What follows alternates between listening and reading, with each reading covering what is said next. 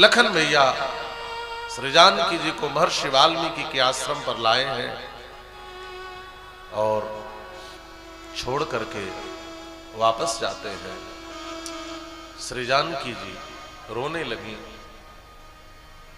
अब मैं कहां जाऊंगी। एक स्त्री के जीवन की सबसे कठिन घड़ी यही होती है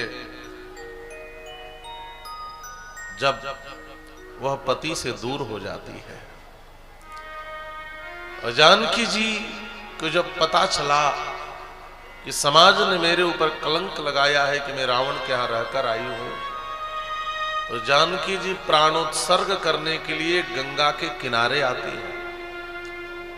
लेकिन जैसे ही गंगा की धवल धारा में अपनी दोहदावस्था को देखा, जानकी जी ने आत्महत्या का विचार त्याग दिया। जानकी जी ने सोचा मैं अपने प्राण लेने के लिए स्वतंत्र हो सकती हूं, लेकिन मेरे गर्भ में श्री राम का वंश है जो मेरे साथ इस गंगा में डूब जाएगा। मैं जीवन धारण करूंगी, श्री राम के पुत्र को जन्म दूंगी, श्री राम के वंश को बचाऊंगी।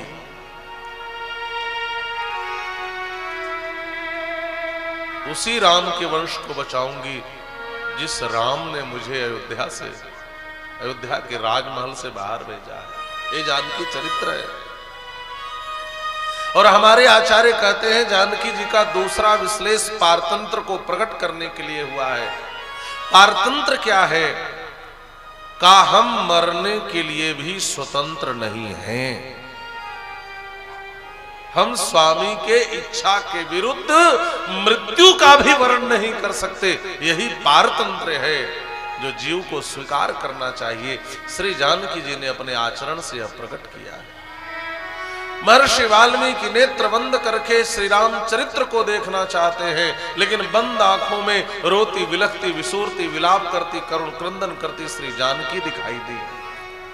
महर्षि वाल्मीकि ने नेत्र खोला है, पास में गए हैं और कहते हैं बेटी मत रो। महाराज श्री जनक महाराज दशरथ दोनों से मेरे अच्छे संबंध हैं।